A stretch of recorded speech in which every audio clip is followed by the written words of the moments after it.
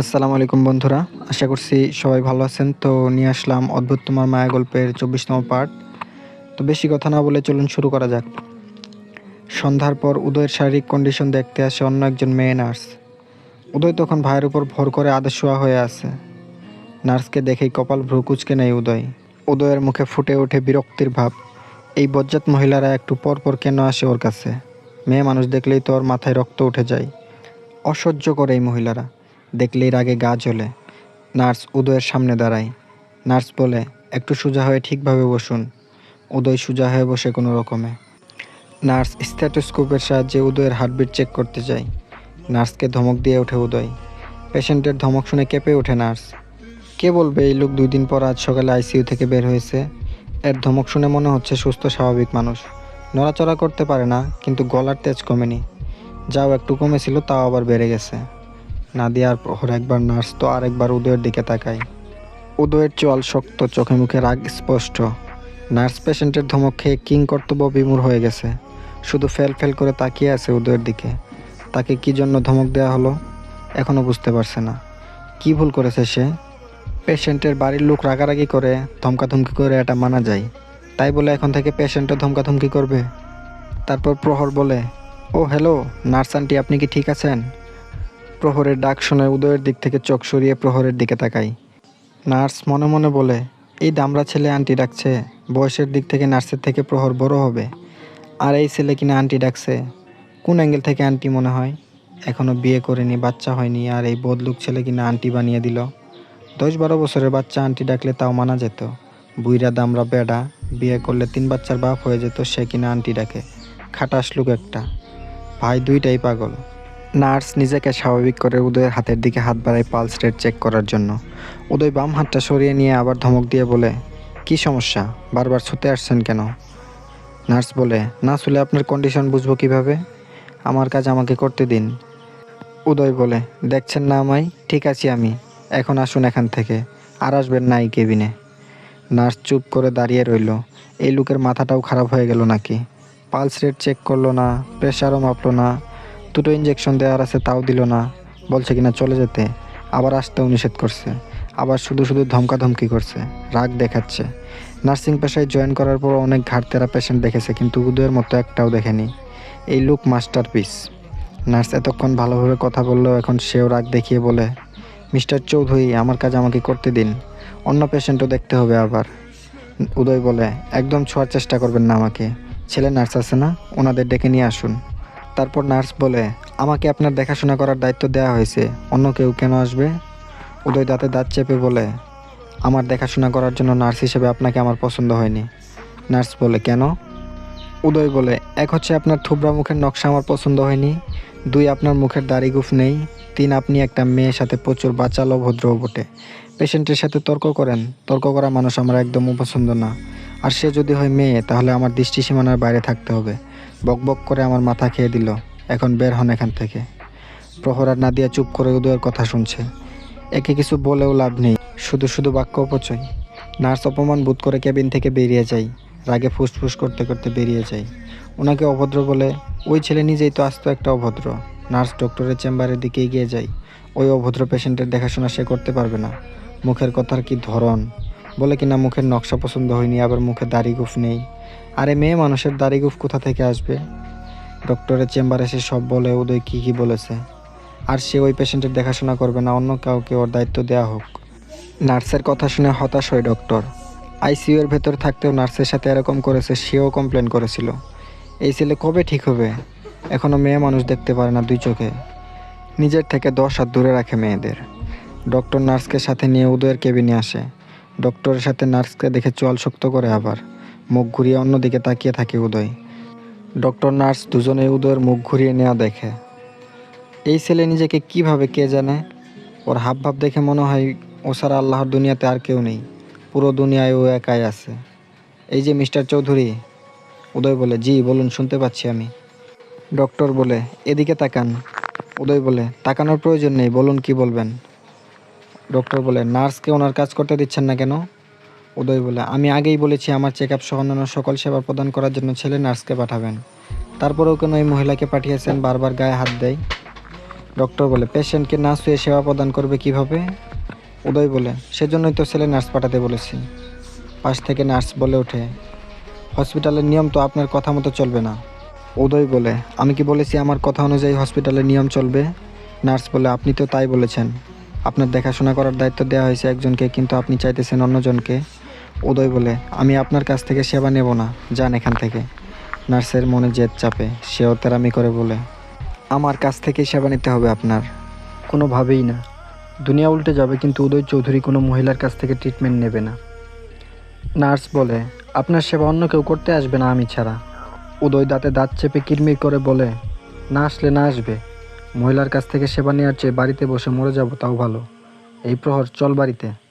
বলেই ঘাড় ঘুরিয়ে প্রহরের দিকে তাকায়। প্রহর গম্ভীর থমথমে মুখে তাকিয়ে আছে ওর দিকেই। নাদিয়া দাঁড়িয়ে আছে চুপচাপ, মাথায় ঘুমটা টেনে। উদয় প্রহরকে ধমক দিয়ে বলে, এখনো বসে আছিস কেন? ধর আমাকে, বাড়ি যাব। ডক্টর তাড়াহুড়া করে বলেন, মিস্টার চৌধুরী শান্ত হন আপনি। আপনার কথা মতো বয় নার্সকে আসতে বলছি। উদয় বলে, কেন শান্ত হব? থাকবো না আপনাদের হসপিটালে। এই প্রহর, ধর আমাকে। ডক্টর পড়েন মহা ঝামেলায়। তিনি শান্তশিষ্ট প্রকৃতির ভদ্র মানুষ, বেশি সময় চুপ করেই থাকেন। ঝামেলা মেটাতে এসে উল্টা ঝামেলা বেড়ে গেল। নার্সকে কেন মাঝখানে কথা বলতে হলো? উনি তো বলছিলেন কথা। মেয়েদের বুদ্ধি আসলেই বেশি। তার মধ্যে কিছু মেয়ের বুদ্ধি আবার হাই লেভেলের। অনেক বুঝিয়ে সুঝিয়ে উদয়কে শান্ত করে। একজন বয় নার্সকে দায়িত্ব দেওয়া হয় উদয়ের দেখভাল করার জন্য। তার ডিউটি শেষে অন্য আরেক বয় নার্স দেখাশোনা করবে। এশার নামাজের পর উদয়কে খাইয়ে দেয় নাদিয়া, আর প্রহর উদয়কে ধরে বসে থাকে। খাবার খাওয়ানো শেষে মেডিসিন খাইয়ে দেয়। প্রহর সিনিয়র ডক্টরের সাথে কথা বলার জন্য কেবিন থেকে বেরিয়ে যায়। উদয় বেডের কিনার ঘেঁষে পা ভাঁজ করে বসে। নাদিয়া পাশে দাঁড়িয়ে ধরে রাখে। এখন বেশি সময় একা একা বসে থাকতে পারে না, সাপোর্ট লাগে উঠতে বসতে। উদয় বলে, ছাড়ো আমাকে। নাদিয়া বলে, কেন ছাড়বো? উদয় বলে, একা একা থাকতে পারবো বসে। নাদিয়া বলে, পড়ে যাবেন না তো? উদয় বলে, না, পড়বো না। নাদিয়া ছেড়ে দাঁড়ায়। উদয় সোজা হয়ে বসে থাকে। কিছু সময় একা একা সাপোর্ট ছাড়া বসে থাকার পর মনে হচ্ছে একদিকে হেলে পড়েছে। শরীর ঝাঁকি দিয়ে ওঠে। আসলে একদিকে কাত হয়ে গিয়েছিল কিছুটা। নাদিয়া উদয়ের পাশেই দাঁড়িয়ে আছে। বলা তো যায় না যদি পড়ে যায়। উদয় পানি খেতে চায় আবার। নাদিয়া পাশ ফিরে পানির বোতল হাতে নেয়। বসে থাকতে থাকতে বাম দিকে কাত হয়ে যায় আবার। নাদিয়া উদয়ের দিকে ফিরে দাঁড়ায়। উদয় থাবা দিয়ে নাদিয়াকে ধরার চেষ্টা করে। নাদিয়াকে ধরতে না পারলেও নাদিয়ার গলার কাছে জামা খামচে ধরে। নাদিয়া পানির বোতল ফেলে দ্রুত উদয়কে ধরে। উদয়ের মাথার সাথে নাদিয়ার মাথার টক্কর লাগে। পড়তে পড়তে রক্ষা পায়। দুজনেরই হার্টবিটের গতি বেড়ে গেছে। মাথায় ব্যথাও পেয়েছে। যদি পড়ে যেত তাহলে কি হতো? ধরে বেডের সাথে হেলান দিয়ে বসায় উদয়কে। উদয়কে নিজের দিকে তাকিয়ে থাকতে দেখে নাদিয়া নিজেও তাকায়। সাথে সাথেই চোখ দুটো ছানা বড়া হয়ে যায়। দ্রুত গতিতে ওড়না দিয়ে শরীর ঢেকে নেয়। নাদিয়া বলে, কি করলেন এটা? উদয় বলে, কি করলাম? নাদিয়া বলে, জামা। আর কিছু বলার আগে উদয় নিজেই বলে, ছিঁড়ে গেছে। নাদিয়া বলল, ছিঁড়লেন কেন? উদয় বলে, ইচ্ছে করে ছিঁড়েছি নাকি? নাদিয়া বলে, তাহলে? উদয় বলে, দেখলেই তো, পড়ে যেতে নিয়েছিলাম। পড়ার হাত থেকে বাঁচার জন্য তোমায় ধরতে গিয়েছিলাম, কিন্তু তোমাকে ধরার আগে জামা চলে এসেছিল হাতের মুঠোয়, তাই জামাই ধরেছি। আমার কোনো দোষ নেই, আমি নির্দোষ মানুষ। ইনোসেন্ট ফেস বানিয়ে শেষের কথাগুলো বলে নাদিয়া উল্টে ঘুরে দাঁড়ায়। ওড়না তুলে জামা দেখে। ভি গলার জামাটা প্রায় 5-6 ইঞ্চি গলার কাছ থেকে ছিঁড়ে গেছে নিচের দিকে। এই জামা পরে কিভাবে থাকবে হসপিটালে? এই জামা চেঞ্জ করার জন্য এখন বাড়িতে যেতে হবে। সব দোষ এই বজ্জাত লোকের। বলে কিনা আমার কোনো দোষ নেই, আমি নির্দোষ। মাঝখানে বসতে বলল, বসলো না। ধরে দাঁড়িয়েছিল, তাও ভালো লাগলো না। ছেড়ে দাও, আমি একা বসে থাকতে পারবো। এখন দিল তো জামাটা ছিঁড়ে। উদয় বলে, ওদিকে ঘুরে দাঁড়িয়ে আছো কেন? এদিকে ঘুরো। নাদিয়া ওড়না ঠিক করে উদয়ের দিকে ঘুরে দাঁড়ায়। উদয় মিটি মিটি হাসছে। বজ্জাত কি এমনি এমনি বলে নাকি? অকাজ করে আবার হাসছে। বজ্জাত কি এমনি এমনি বলে নাকি? অকাজ করে আবার হাসছে। উদয় বলে, সরি, আমি বুঝতে পারিনি এমন কিছু হয়ে যাবে। যদি বুঝতে পারতাম তাহলে পড়ে যেতাম, তবুও ধরতাম না। কাছে আসো, দেখি কতটুকু ছিঁড়েছে। মাথায় হাত বুলিয়ে দিয়ে আসো। উদয় নিজের বাম হাতের দিকে তাকায়। চোখ যায় হাতের নখের দিকে। মাঝখানে 3টা নখের সাথে কিছু লেগে আছে। চোখের সামনে উঁচু করে ধরে বৃদ্ধা আঙুলের সাহায্যে নখের ভেতরে যা আছে সেটা বের করে। ভালোভাবে খেয়াল করে দেখে চামড়া। তড়িৎ গতিতে নাদিয়ার দিকে তাকায়। নাদিয়ার শরীরের চামড়া ওর নখের সাথে উঠে এসেছে। নখ তো ছোটো ছোটোই, তারপরেও চামড়া উঠে গেছে আঁচড় লেগে। উদয় বলে, কাছে ডাকছি না, আসছো না কেন? তাড়াতাড়ি আসো। গম্ভীর স্বরে বলে কথাগুলো। উদয়ের হাসি হাসি মুখ হঠাৎ গম্ভীর হয়ে যেতে দেখে এগিয়ে আসে নাদিয়া। উদয় নাদিয়ার ওড়না সরাতে গেলে নাদিয়া হাত আটকে দেয়। হাত সরাও নাদিয়া। নাদিয়া হাত সরিয়ে নেয়। উদয় ওড়নাটা একটু নিচের দিকে নামায়। যেখান যেখান থেকে চামড়া উঠে গেছে সেখান থেকে রক্ত বেরোচ্ছে বিন্দু বিন্দু মাত্রায়। আরও 2 নখের আঁচল লাল হয়ে ফুলে উঠেছে। উদয়ের ভীষণ খারাপ লাগে, নিশ্চয়ই অনেক জ্বালা করছে। মুখ উঁচু করে নাদিয়ার মুখের দিকে তাকায়। নাদিয়ার চোখে মুখে যন্ত্রণার কোনো ছাপ নেই, যেন কিছুই হয়নি। নাদিয়ার চোখে মুখে যন্ত্রণার কোনো ছাপ না থাকলেও তা উদয়ের চোখে মুখে ফুটে ওঠে। যেন ব্যথা নাদিয়া না, উদয় নিজেই পেয়েছে। চামড়া নাদিয়ার ওঠেনি, বরং উদয়ের উঠেছে। অপরাধীন নেই বলে, সরি, আমি বুঝতে পারিনি এমন কিছু হয়ে যাবে। আমি সত্যি তোমাকে আঘাত করতে চাইনি। নাদিয়া বলে, এভাবে বলছেন কেন? কিছু হয়নি আমার। এর থেকেও বড় বড় আঘাত সহ্য করে নিয়েছি আমি। আপনার কিছু হয়নি, তাতেই আলহামদুলিল্লাহ। নার্সকে ডাকো, তোমার ক্ষতস্থানে অ্যান্টিসেপটিক লাগাতে হবে। নিশ্চয়ই অনেক জ্বালা করছে, অয়েনমেন্ট লাগাতে হবে। নাদিয়া বলে, আপনি এত উতলা হচ্ছেন কেন? কিছু হয়নি আমার, শান্ত হন আপনি। উদয় বলে, কে বলেছে কিছু হয়নি? কতটা চামড়া উঠে গেছে, তুমি নার্সকে ডাকো। না হয় নিজেই যাও। এই প্রহরটাও কখন যে গেছে, এখনও আসছে না কেন? নাদিয়া বলে, আপনি শান্ত হন আগে। এতটা উতলা হওয়া আপনার স্বাস্থ্যের জন্য ক্ষতিকর। নিচ থেকে পানির বোতল তুলে ছিপি খুলে উদয়কে পানি খাওয়ায়, তারপর বেডে শুইয়ে দেয়। আপনি শুয়ে থাকুন, আমি আসছি। উদয় বলে, কোথায় যাবে? নাদিয়া বলে, নার্সের কাছে। নাদিয়া একটা সেফটিপিন হাতে নিয়ে কেবিন থেকে বেরিয়ে আসে। লোকচক্ষুর আড়ালে সেফটিপিন লাগিয়ে নেয় জামাই। করিডোরে সিরিয়াল করে রাখা নীল রঙের চেয়ারে বসে পড়ে। প্রহর আসলে ওকে বাড়িতে পাঠাতে হবে জামা নিয়ে আসার জন্য। মাঝখানে আরও একটি দিন পেরিয়ে যায়। উদয়ের সকল রিপোর্ট মেল করে জার্মানির ডক্টরদের কাছে পাঠিয়ে দেওয়া হয়েছে। ওনারা যত দ্রুত সম্ভব উদয়কে নিয়ে যেতে বলেছেন। পারলে 24 ঘন্টার মধ্যে রওনা দিতে বলেছেন। যত দ্রুত সম্ভব উদয়ের চিকিৎসা শুরু করবেন তারা। দেরি করলে উদয়েরই ক্ষতি হবে। তাই যত দ্রুত সম্ভব জার্মানির উদ্দেশ্যে রওনা হবে উদয়কে নিয়ে। নাদিয়ার ইমার্জেন্সি পাসপোর্ট তৈরি করা হয়েছে, ভিসাও তৈরি 3 জনের। তবে টিকিট আছে 2টো, যে কোনো 2 জন যেতে পারবে। নেক্সট যে ফ্লাইটে সিট খালি আছে সেটা 3 দিন পর। এখন 3 জন একসাথে যেতে চাইলে 3 দিন অপেক্ষা করতে হবে। আর আজকে গেলে 2 জনই যেতে পারবে। উদয়ের অবস্থা আবার আগের চেয়ে খারাপের দিকে যাচ্ছে। টেনশনে চৌধুরী বাড়ির সকলের ঘুম হারাম। প্রহরের দিনরাত দৌড়াদৌড়ি করতে করতেই পার হচ্ছে। এখন দুপুর 2টা। বহু কষ্টেও আর একটা সিট জোগাড় করতে পারেনি। 3 দিন অপেক্ষা করলে উদয়ের অবস্থা আরও খারাপের দিকে যাবে। প্রহর একটা সিদ্ধান্ত নেয়। চৌধুরী বাড়ির সবাই এখন হসপিটালে উপস্থিত আছে। সকলকে করিডোরে ডাকে। উদয় ঘুমাচ্ছে এখন। সকলের মুখের দিকে একবার তাকায় প্রহর, তারপর বলে, আজকে জার্মানি যাওয়ার 2টো টিকিট খালি আছে এখনও। ফ্লাইট রাত 12টায়। লোকাল ফ্লাইটে ওঠানামা কষ্ট হয়ে যাবে, তাই লোকাল ফ্লাইট বাতিল। আর নেক্সট যে ফ্লাইটে সিট খালি আছে সেটা 3 দিন পর। 3 দিন অপেক্ষা করলে ব্রোয়ের অবস্থা আরও ক্রিটিক্যাল হয়ে যাবে। তাই আমি সিদ্ধান্ত নিয়েছি আজকেই ব্রোকে নিয়ে জার্মানির উদ্দেশ্যে রওনা দেব। এখন যেহেতু টিকিট 2টো আছে তাই যেতেও হবে 2 জনকে। ব্রো আর ভাবি আজকে চলে যাক, 3 দিন পর না হয় আমি যাব। উদয়ের বাবা উমর চৌধুরী বলেন, কিন্তু নাদিয়া কি বুঝতে পারবে সব কিছু? ও ছোট মানুষ, বাহিরে দিন দুনিয়া সম্পর্কে ওর কোনো ধারণা নেই।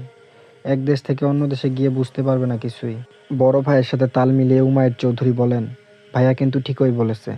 হসপিটালে দৌড়াদৌড়ি, রিপোর্ট আনা নেওয়া করা, আরও কত ঝামেলা থাকে। নাদিয়া তো ওদের ভাষাও বুঝতে পারবে না। উদয় তো সবসময় ওর সাথে থাকবে না যে ও বুঝিয়ে দেবে। নাদিয়াও বলে, আব্বারা ঠিকই বলছেন ভাইয়া, সত্যি সত্যি বুঝতে পারবো না আমি, উল্টো আরও ঝামেলায় পড়তে হবে। বাংলাদেশেই কোনো কিছু বুঝতে পারি না, জার্মানি গিয়ে কীভাবে বুঝবো? আপনি যান আপনার ভাইয়ের সাথে। উম্মেহানি চৌধুরী বলেন, আজকে তুই উদয়ের সাথে যা, 3 দিন পর নাদিয়া যাবে। আমরা এখান থেকে ওকে এয়ারপোর্টে পৌঁছে দিয়ে আসবো, তুই ওকে ওখান থেকে রিসিভ করে নিস। 3 দিনেরই তো ব্যাপার। প্রহর এসব কিছু ভেবে দেখেছে আগেই, কিন্তু তারপরে ওর মনে হয়েছে উদয়ের সাথে নাদিয়ারই যাওয়া উচিত। সকলের কথা শোনার পরেও বলে নাদিয়াই যাক উদয়ের সাথে। নাদিয়া সহ সকলেই প্রহরকে অনেক বুঝায়। সকলের কথায় শেষমেশ রাজি হয় প্রহর। উদয় ঘুম থেকে উঠলে ওকে জানাতে হবে। বাড়ির উদ্দেশ্যে রওনা হয় প্রহর। প্যাকিং করতে হবে 2 জনেরই, বেশি সময় হাতে নেই তাদের। নাদিয়া কেবিনে ফিরে আসে। উদয় নিশ্চুপ হয়ে ঘুমিয়ে আছে। ফ্যানের বাতাস উঠছে সিল্কি চুলগুলো। ফর্সা মুখটা মলিন হয়ে গেছে অসুস্থতায়। এমনি শুকনা, এখন যেন আরও শুকিয়ে গেছে। আগে নিজে থেকেই উঠে বসে থাকতো, একটু আধটু নড়াচড়া করতো, এখন তাও পারে না। বিয়ের পর থেকে আজ অবধি এক রাত উদয়কে ছাড়া কাটায়নি নাদিয়া। এখন 3 দিন ওকে ছাড়া কিভাবে থাকবে? না থেকে উপায় নেই। সব কিছুর আগে উদয়ের সুস্থতা। সুস্থ হয়ে উঠলে যুগ যুগ ধরে একসাথে থাকতে পারবে। সেখানে 3 দিন ছেড়ে থাকা আহামরি কোনো কষ্ট নয়, সহ্য করে নেবে নাদিয়া। 3 দিনই তো, 3 দিন পর তো উদয়ের কাছে যাবেই। নিশ্চুপ হয়ে বসে ঘুমন্ত উদয়ের মুখের দিকে তাকিয়ে রইল। 2 ঘন্টার মধ্যে দুই ভাইয়ের সব কিছু প্যাকিং করে নিয়ে হসপিটালে ফিরে আসে প্রহর। টিকিট কনফার্ম করে দিয়েছে বাড়ি ফেরার পথে। যা যা প্রয়োজন সবই নিয়ে এসেছে। উদয় ঘুম থেকে উঠে থ মেরে বসে আছে বেডে হেলান দিয়ে। ঘুম থেকে উঠছিল না বলে নাদিয়া ডেকে তুলেছে। ওকে জানানো হয়েছে জার্মানি যাওয়ার কথা। সব জানার পর থেকেই থ মেরে বসে আছে। আজকেই যেতে হবে, তাও আবার নাদিয়া যাচ্ছে না। উদয় আর নাদিয়াকে কেবিনে রেখে সবাই বেরিয়ে গেছে বাইরে। উদয় নাদিয়ার দিকে তাকায়। মেয়েটার মুখটা মলিন হয়ে আছে, চোখে মুখে ঘোর অন্ধকার। আগের সেই দুঃখী দুঃখী ভাবটা যেন ফুটে উঠেছে। গতকাল থেকেই নাদিয়ার মুখটা মলিন, এখন আরও মলিন লাগছে। উদয় হাতের ইশারায় নাদিয়াকে কাছে ডাকে। নাদিয়া এগিয়ে গিয়ে বেডে বসে। উদয় ওর শরীর ঘেঁষে বসতে বলে। নাদিয়া তাই করে। উদয় বাম হাতটা উঁচু করে নাদিয়াকে বাহুবন্ধনে আবদ্ধ করে। নাদিয়া মুখ উঁচু করে উদয়ের মুখের দিকে তাকায়। নাদিয়ার কপালের এলোমেলো চুলগুলো ফু দিয়ে সরিয়ে দেয় উদয়। তারপর গাঢ় চুমু খায় নাদিয়ার কপালে। আরেকটু শক্ত করে জড়িয়ে ধরে বুকে। হাতে আগের মতো শক্তি নেই এখন। থাকলে নাদিয়াকে বোধহয় এখন বুকের ভেতর পুরে নিত। মেয়েটার প্রতি এতটা মায়া জন্মেছে যে 3 দিনের জন্য ছেড়ে যেতেও ইচ্ছে করছে না। মন সায় দিচ্ছে না নাদিয়াকে রেখে যেতে। 3 দিনেই মায়াবী মুখশ্রী দেখতে পাবে না। নানান বাহানায় কাছে ডেকে ছোঁয়া হবে না। 3 দিন উদয়ের কাছে এখন ওই 3 বছরের মতো লাগছে। জার্মানি যাওয়ার পর কি করবে তাহলে? নাদিয়াকে ছেড়ে কিভাবে থাকবে? ওর সরল নিষ্পাপ মায়াবী মুখশ্রী না দেখলে তো ওর ভালোই লাগবে না। নাদিয়া উদয়ের বুকে খাপটি মেরে বসে রইল। কান্নারা ঠেলে বেরিয়ে আসতে চাইলেও ঢুক গিলে ভেতরে নিয়ে নেয়। কোনো কথা ছাড়াই একে অপরকে ধরে বসে রইল। কি বলবে? কারো মুখ দিয়ে কথা বের হচ্ছে না এখন। প্রহর কেবিনের ডোর নক করে। নাদিয়া উদয়কে ছেড়ে দেয়। তারপর বেড থেকে নেমে সোজা হয়ে দাঁড়ায়। ভেতরে প্রবেশ করে প্রহর। পুরোপুরি তৈরি হয়ে এসেছে। দ্রুতই রওনা হতে হবে এয়ারপোর্টের উদ্দেশ্যে। উদয়ের জন্য আলাদা করে শপিং ব্যাগে ড্রেস, শুজ নিয়ে এসেছে। ভাইয়ের সাথে কথা বলে ওয়াশরুমে নিয়ে যায়। হাত মুখ ধুয়ে ফ্রেশ হয়ে আসে। প্রহর ড্রেস পরতে সাহায্য করে। উদয়কে একদম ফিটফাট করিয়ে দেয়। হোয়াইট শার্ট, ব্ল্যাক প্যান্ট, চুলগুলো সুন্দর করে ব্রাশ করে দিয়েছে। এতদিনে রোগী রোগী ভাবটা কমে এসেছে কিছুটা। জুতো নিজের হাতে পরিয়ে দেয় প্রহর। তারপর ধরে হুইল চেয়ারে বসায়। নাদিয়া এক পাশে দাঁড়িয়ে সব দেখছে। উদয়কে আজকে সুন্দর লাগছে দেখতে। সাদা কালো আর নীল রঙের ড্রেস পরলে অসম্ভব সুন্দর দেখায় উদয়কে। নাদিয়ার নজর আটকায় তখন উদয়ের দিকে। আজকেও তার ব্যতিক্রম কিছু হয়নি। লোকটা আসলেই মারাত্মক সুন্দর। কেবিন থেকে বেরিয়ে আসে 3 জন। উদয় বাড়ির সকলের সাথে কথা বলে। সবাই অনেক দোয়া করে উদয়ের জন্য। তারপর থেকে পুরোটা সময় উদয় চুপ থাকে। হসপিটাল থেকে বের করে নিয়ে আসা হয়। সবাই এয়ারপোর্টে যাবে উদয়কে বিদায় জানাতে। উদয়ের ফুপু, ফুপা, ফুফাতো ভাই বোন, মামা মামি সবাই এয়ারপোর্টে আসছে উদয়কে বিদায় জানাতে। কারে উঠে বসে সবাই। উদয়ের পাশে নাদিয়া বসে, অন্য পাশে উম্মাহানি চৌধুরী। মায়ের কাঁধে মাথা রেখে চোখ বন্ধ করে নেয়। আগের বার যখন গিয়েছিল তখন সাথে উম্মাহানি চৌধুরী আর প্রহর ছিল শুধু।